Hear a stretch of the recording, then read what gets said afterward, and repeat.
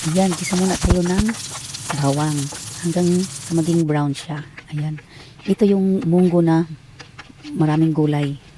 Yung version ko. Ba't iba namang ano natin eh. Kung pwede rin hindi nyo lagyan ng gulay, pero ako mas masarap yung lagyan ng gulay. Ayan yung sibuyas. Lagyan natin ng sibuyas bombay. Tapos, ito yung ano, yung gusto ko na munggo na maraming gulay. Kasi masarap kasi pag maraming gulay. Ay, tapos, ilagay natin yung baboy. Siyempre, hindi mawala talaga yung baboy. Masarap kasi pag may halong baboy. Yung iba din, ayaw na ng baboy. Gusto lang, yun lang, gusto lang ng sibuyas or bawang, yun. Pero, masarap talaga pag may halo din sa konti. Pwede rin isda, ihalo niyo sa munggo. Ayan na siya. Tapos, lagyan natin siya ng nihon usake. Parang ano siya, kung yung iba din white wine.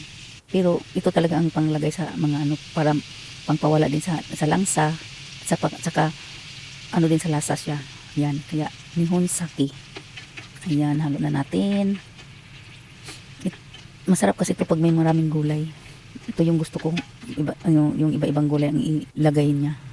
Ayun, dapat ampalaya to, kaya lang wala akong ampalaya. Yun, pwede na rin yan, radish. Ayan, tapos, yun na siya, halo-halo na siya. Ginisa ko muna siya bago ilagay yung munggo kasi kung isabay siya, baka malata na yung munggo. Kaya, ayun, unahin ko muna ang gisang mga gulay bago ilagay ang munggo. Ayan na siya. Masarap siya pag maraming gulay, masarap.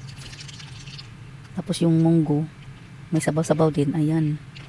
Pero, perfect talaga siya.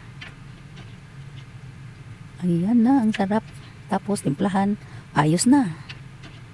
Ang aking version na munggo na maraming gulay. Ayan. Okay na siya. Tapos na ang timpla. Kaya lang nilagay ko siya sa ibang kasirola kasi parang ang dami. Dami yung munggo na naluto ko. Ayan. Tapos na siya. Luto na siya. Ayan. Tapos yan. Nilagay ko yung alugbati. Ayan yung ang alugbati or ulokbati. Diba? Ang sarap po. Daming gulay tsaka masabaw siya.